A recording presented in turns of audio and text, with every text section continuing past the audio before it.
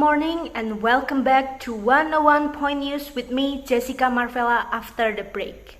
As I have mentioned, before we completely end our news for today, we will have brief section of what's buried under the world today. Joining me is my partner JJ that will deliver this section. JJ, you may take the lead. Thanks, Jessie. So first of all, what's buried under the world today is a section that will give you a simple explanation of ongoing circumstances that mostly unseen by the world. Yet, the situation does exist. In the very time, I will be talking about Yemen's devastating and never-ending war. Yemen, once called to be Arabia Felix, which means happy or lucky Saudi Arabia, and was also known as the heart of ancient Saudi Arabia.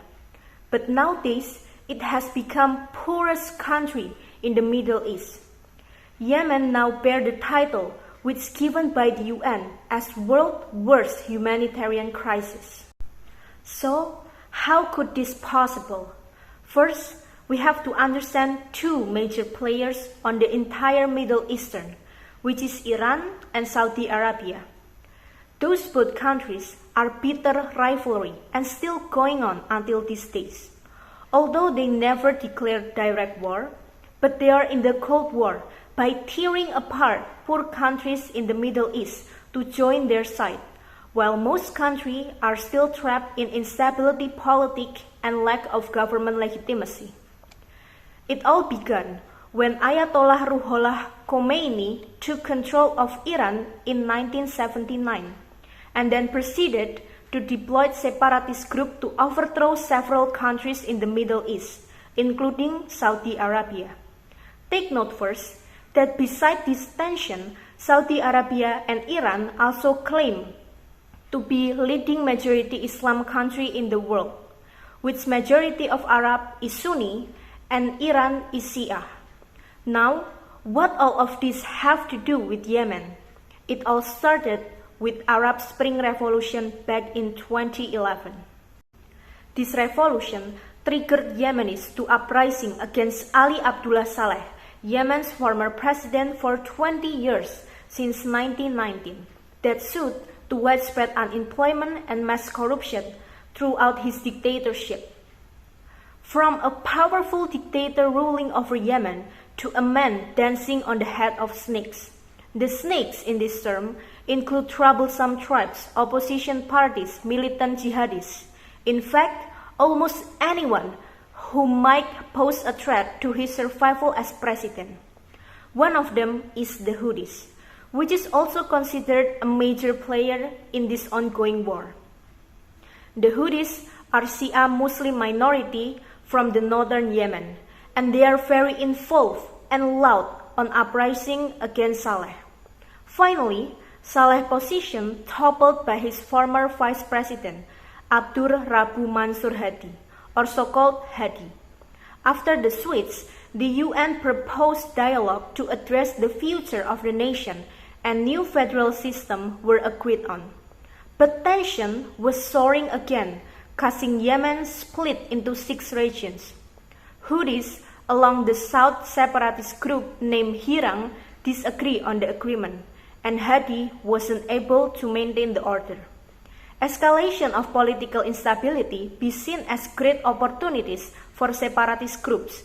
Many groups like Al-Qaeda and Daesh resides on particular regions of Yemen, squeezing the power of Houthis.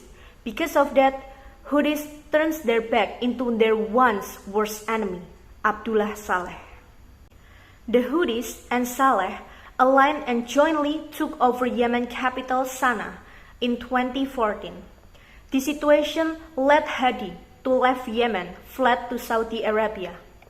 In there, Hadi allies with Saudi Arabia, formed coalition to take control and trying to return their man Hadi back in control. But take in mind first, Saudi Arabia, along with the coalition, led intervention towards Yemen. Saudi Arabia launched relentless airstrikes that majorly targeted on non-military zones, such as hospital, school, supermarkets, and even funeral. More than 19,000 attacks had been launched for the past 4 years.